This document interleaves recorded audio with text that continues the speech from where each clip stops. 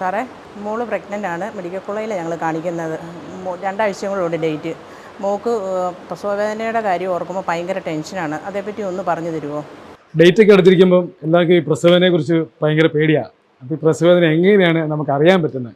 അപ്പോൾ സാധാരണ പ്രസവം എന്ന് വെച്ചാൽ നമ്മുടെ ബാക്കിൻ്റെ സൈഡിലൊരു വേദന വന്നിട്ട് അത് നമ്മുടെ യൂട്രസിന് വയറിൻ്റെ ഫ്രണ്ടിലോട്ട് ഇങ്ങനെ സ്പ്രെഡ് ചെയ്യുന്നത്. അപ്പോൾ യൂട്രസ്, അതായത് ഗർഭപാത്രം ഇങ്ങനെ വലിഞ്ഞങ്ങോട്ട് മുറുകും. അതുകൊണ്ട് ഈ വേദന ഫ്രീക്വൻറ്റ്, അതായത് അടുപ്പിച്ചടുപ്പിച്ച് വരും. പിന്നെ അതിന് ഇൻറ്റൻസിറ്റി, അതിൻ്റെ കാഠിന്യം ഭയങ്കരമായിട്ട് കൂടിക്കൂടി വരും. അപ്പോൾ നമ്മളിങ്ങനെ പെയിൻ ഉണ്ടാകുമ്പോൾ നമ്മൾ കുറച്ച് കഴിയുമ്പോൾ നോക്കുക, ഇതിൻ്റെ ഈ ഫ്രീക്വൻസിയും ഇൻറ്റൻസിറ്റി എങ്ങനെയുണ്ടെന്ന് നോക്കുക.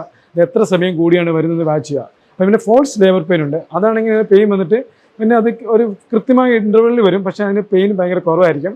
പിന്നെ നമ്മൾ അങ്ങനെയുള്ള പേഷ്യൻസ് കുറച്ച് റെസ്റ്റ് ഒക്കെ എടുക്കുമ്പോഴത്തേക്കും കുറച്ച് നടക്കുകയോ എന്തെങ്കിലും ആക്ടിവിറ്റീസ് ഒക്കെ ചെയ്യുമ്പോൾ ആ പെയിൻ തന്നെ അങ്ങോട്ട് സെറ്റിലാകും. ഇതാണ് ഫോൾസ് ലേബർ പെയിൻ. പക്ഷേ ട്രൂ ലേബർ പെയിൻ എന്ന് പറഞ്ഞാൽ ഇതിങ്ങനെ കൂടി വരും. അപ്പോൾ നമുക്ക് ഇരിക്കാനും വയ്യ, നിൽക്കാനും വയ്യാത്ത അവസ്ഥയുണ്ടാകും. പിന്നെ ഇതോടൊപ്പം ചിലപ്പോൾ നമ്മുടെ ചെറിയൊരു മ്യൂക്കസ് പ്ലഗ്, വജേനയിൽ കൂടി ചെറിയൊരു ബ്ലീഡിങ്, അതായത് നമ്മുടെ സെർവിക്സ് ഒക്കെ ഡയലേറ്റ് ചെയ്യുമ്പോഴത്തേക്കും ഒരു ചെറിയൊരു ക്ലോട്ട് പോലേക്ക് പോകും. പിന്നെ ചിലപ്പോൾ ലീക്കിങ്, വെള്ളം ഇങ്ങനെ പൊട്ടിപ്പോകും.